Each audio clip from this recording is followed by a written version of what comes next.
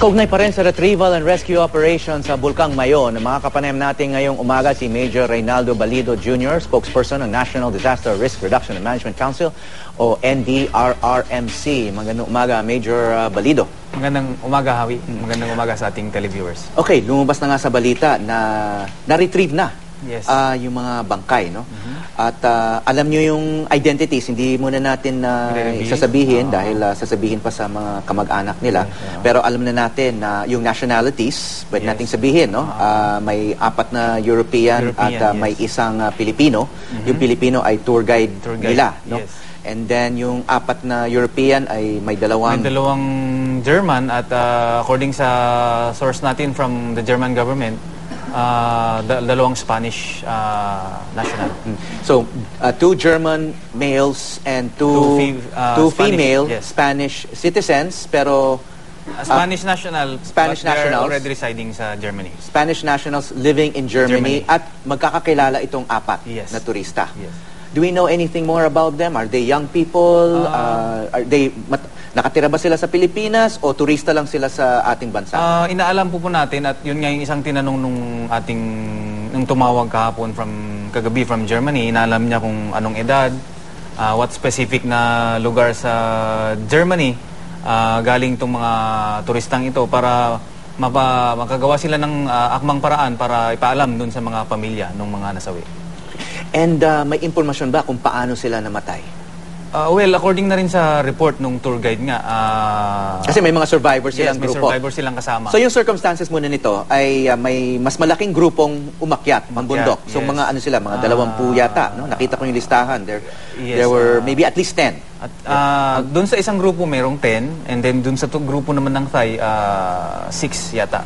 Pero hindi yan magkasama. No. Magkaibang grupo yan. No? Pero dalawang grupo ng mga turista na may mga guides na naapektuhan at may mga sugatan din doon sa kabila. Pero walang patay doon sa kabilang grupo. Doon sa grupo ng Thai walang patay. Meron lang sugatan yung 4 na Thai at unfortunately nawawala pa yung isa. May nawawala? Yes, yung Thai na isa. Thai citizen na turista rin? Yes. And then dun sa isang grupo naman, 10 yun, dun yung 5, or yung 4, sugatan. Yung isa, yung Austrian nga, nakabalik na dito sa Manila, safe siya. And then yung 5 nga, kasama na dun yung 4 na... So yung total na Europeans doon sa grupong yun, 5. And then 4 doon ay patay. And yung nabuhay yung Austrian naman. Austrian, yes. Oo. Tapos, ano ang malamang ang nangyari? Nagkaroon ng rock slide daw. Rock slide. According dun sa Feebox nga, hindi naman nagkaroon ng talagang explosion yung pagbuga ng mga bato. Steam lang yung binunga. Pero in the process, yung pressure niya, naitulak niya yung mga bato. Pababa, pagulong. So, yun yung kinamatay ng mga nasawi. Either nagulungan ng bato or nung umiwas sila sa gumugulong na bato, nalaglag sa bangin. Yun yung report. Malalaking bato ito? Malalaking bato. At maaaring galing pa sa ilalim ng lupa ito, no? Binuga? Hindi naman. Galing lang sa taas. Sa taas. Siyempre yung galing sa taas, bababa. Yun yung tumama sa kanila. And yung NDRRMC ba? Siya ba yung nanguna doon sa pag-rescue nito? Yung ating Office of Civil Defense Region 5 po, si Director Rafi Alejandro. At nahirapan daw. Yun nga, yung trabaho nga po namin sa OCD, orchestrate yung government agencies para isagawa yung Operation Search and Rescue and Retrieval Operations.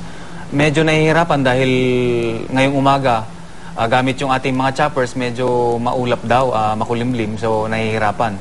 Doon naman sa pagbaba, pag-retrieve na, dahil nakuha na nga yung 5 patay, galing sa taas, pababa, nahihirapan silang ibaba dahil naghahanap sila ngayon ng maayos at magandang landing zone para doon pipikapin ng ating mga choppers yung mga nasawi. Okay, hindi lang naman ito yung active at saka deadly na bulkan sa ating bansa, no? Minomonitor nyo rin ba yung mga turistang umaakyat ng mga iba't ibang bulkan sa ating bansa? Nabanggit mo kanina, nag-uusap tayo off-camera, yung Taal Volcano din, no? Yes, isang napakadelikadong bulkan. At mayroong nakatira dyan. May nakatira doon at marami rin dayo. So, ang sa amin lang, we receive information, advisory from Feebox. Ang ginagawa namin dyan, nire-relay namin, pinapasa namin doon sa regional at saka doon sa provincial DRRMCs.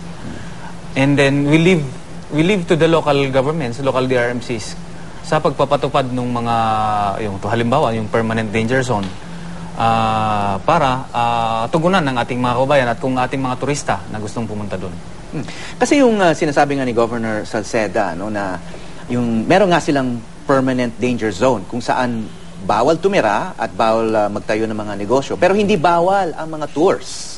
Ano bang mamumungkahin ninyo? Dahil kayo ay nasa ahensya kayo para sa pag-reduce ng disasters katulad nito, para maiwasan yung mga sakuna, no? Ano naman ang mamumungkahin nyo? Alam ko, wala naman kayong police powers dito, no? Pero what can you advise local governments? Kasi maraming mga delikadong lugar sa ating bansa na maaring tourist attraction din, ano? As of now kasi, ipinagbawal muna, no? Pinagbawal muna yung pagpasok ng mga turista, human activity doon sa tinatawag nilang permanent danger zone. So, isa yan sa mga itatakel namin, pag-uusapan, kung paano talagang ipagbawal. Kasi kahit sinabi nating permanent danger zone, wala namang nagbabantay, walang tumitingin kung may pumapasok. So, yan ang titingnan namin. Okay, maraming salamat. Major Reynaldo Balido Jr., spokesman ng NDRRMC. Thank you. Thank you po.